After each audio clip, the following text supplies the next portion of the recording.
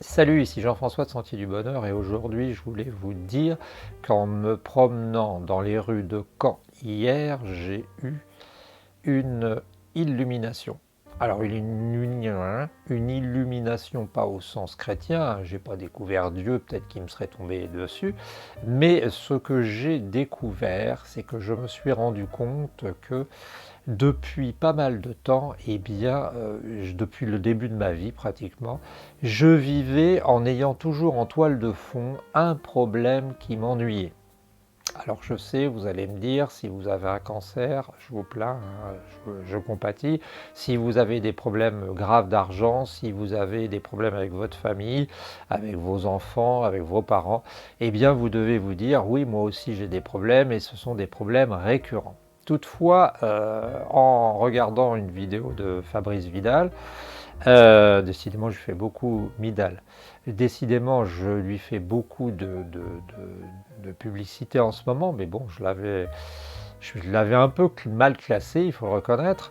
Eh bien, j'ai découvert que quelqu'un parlait d'un concept qui était intéressant, qui était finalement qu'on devait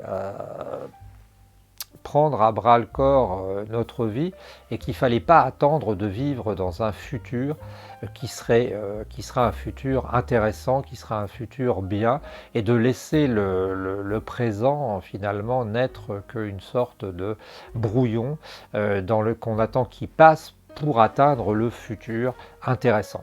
Attends, j'ai oublié son nom, je vais te dire, et de toute façon c'est dans le plus.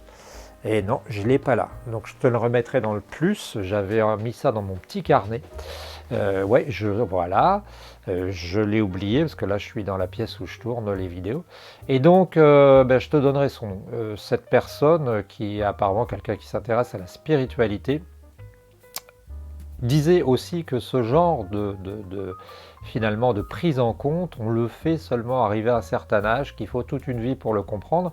Et je viens malheureusement de le comprendre. Et j'aimerais le dire aux jeunes, j'aimerais renseigner les jeunes à ce sujet, parce que ça me paraît très intéressant et très important qu'ils comprennent que le présent est important et qu'il faut s'approprier le présent. Alors je sais, tu connais, il y a eu des livres qui ont été écrits sur le présent, j'en avais parlé, on le sait bien, qui disaient que le présent avait son importance. Mais le problème, c'est que finalement, pour reprendre ça un petit peu, parce que je pars du principe qu'il faut prendre les sujets sous divers angles pour finalement arriver à les encadrer, finalement à les cerner. Eh bien, le problème de notre société, c'est qu'on est une société qui, contrairement à des sociétés de certaines époques, est une société qui peut nous faire penser que le futur sera meilleur pour nous. C'est aussi le principe du commerce, c'est aussi le principe de la vente, qui nous fait penser qu'on peut devenir riche, qui nous fait penser qu'on peut aller mieux, Alors ça a des points très positifs, hein. C'est parce que à une époque, à l'époque peut-être de 1900, ou peut-être de mon grand-père, il doit être né en 1900 à peu près, et bien à cette époque-là, quand tu naissais, tu étais classé, hein, on te classait, c'est-à-dire qu'on te classait dans les laborieux, ceux qui allaient travailler, ceux qui étaient même des bourris, hein, qu'on traitait comme ça à l'école, parce que malheureusement, ils n'avaient pas de capacité à l'école et on se permettait de finalement les enterrer d'avance vivants dans une classe, et puis dans une niche, et puis aussi, on était borné dès le début. Donc dès le début, on disait c'est la vie, et puis on va bosser comme un con toute sa vie parce qu'on n'est pas bien né. Et notre société, même si c'est faux parfois, hein, je parlais du mérite et des transclasses, je t'invite à voir cette vidéo, j'essaierai de la mettre en plus, mais il va falloir que je me mette à mettre les vidéos dont je parle dans les plus, sinon tu vas fouiller dans la chaîne. Certains disent par exemple que le mérite, c'est une excuse pour les capitalistes, pour le système néolibéral, pour nous faire croire qu'on peut se sortir de notre condition. Toutefois, l'avantage de notre système et de notre société, de l'époque où on vit, c'est tout de même, à mon avis, qu'on se projette dans l'espoir, on a de l'espoir, on se projette plus tard. Alors c'est avantageux de se projeter, mais c'est un peu, si tu veux, comme cette personne qui court. Je ne sais pas si tu as remarqué, c'est drôlement important cette remarque. Quand tu fais course à pied, quand tu fais course ou sprint, tu vas voir des athlètes et tu regarderas les athlètes et tu t'aperçois que leur corps est comme ça. C'est-à-dire que leur corps, je mets ma main là parce que sinon la mise au point n'est pas bonne, tu vois, la mise au point là, comme ça. Et donc les athlètes sont comme ça. Pourquoi? Parce qu'ils sont en déséquilibre. Parce qu'en fait, l'athlète, parce qu'il est en train de forcer, pour contrer la poussée, il est obligé de se mettre comme ça en tombant, un peu comme les satellites qui tournent autour de la Terre. Et c'est très important à comprendre parce qu'en fait, nous, on est un peu dans cette position de déséquilibre. C'est-à-dire qu'on est toujours tendu avec la nouvelle manière de penser. On est toujours tendu vers le futur qui serait proche et qui serait intéressant et qui serait bon. Et je me suis aperçu que la révélation que j'ai eue à Caen hier, c'est que finalement, c'était pas loin d'une église, tiens. C'était que, en fait, depuis le début de ma vie, quand je l'analysais, j'avais l'impression que j'avais toujours une sorte de caillou dans le pied, dans la chaussure, qui m'empêchait de profiter. Et le problème, c'est que j'ai l'impression, et ce monsieur le disait bien, alors je ne sais pas s'il dit exactement comme moi, mais j'ai cru raisonner dans ce qu'il a dit. Ce monsieur disait que finalement, il faut changer de position, de manière d'esprit, si tu veux.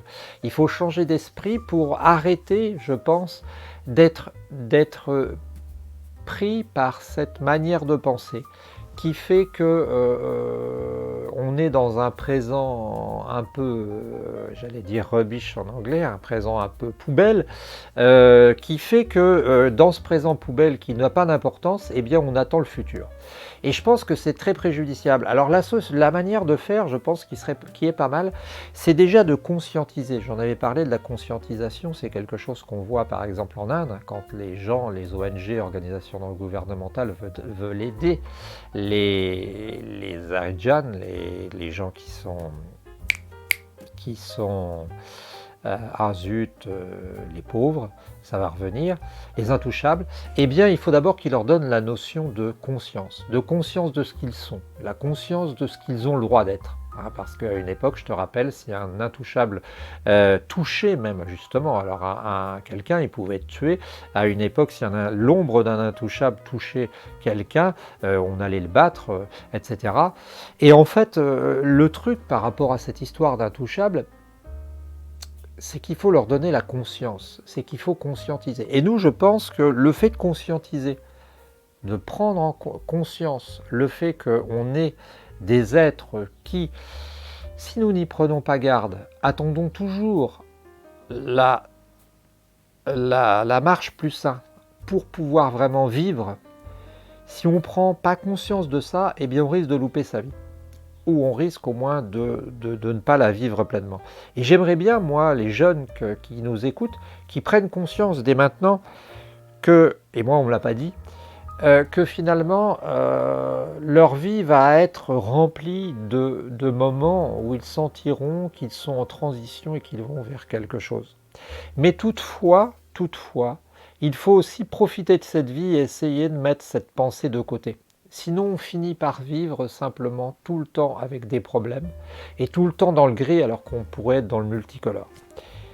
Voilà, c'est un concept qui va paraître à certains évident, qui va être incompréhensible pour d'autres, mais qui fait partie des concepts qui se comprennent, qui se sentent, qui s'intériorisent seulement quand on a pas mal vécu.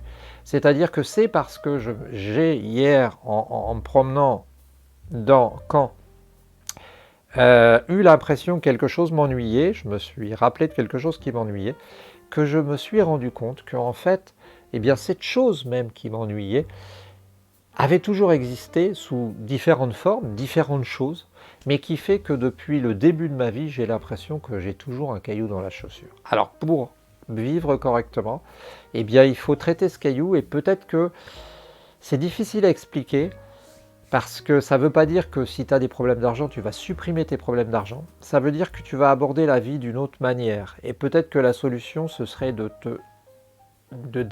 prendre de la distance par rapport à toi-même pour pouvoir conscientiser cette situation. Voilà, c'était fort hein, en chocolat. Bon voilà, c'était Jean-François. J'espère que tu pourras nous donner tes réflexions, tes commentaires. Je me frotte parfois les mains. C'est désagréable ce bruit, excuse-moi, mais j'ai tendance. On se retrouve très bientôt. N'hésite pas à nous donner tes commentaire sur cette question. Allez, ciao!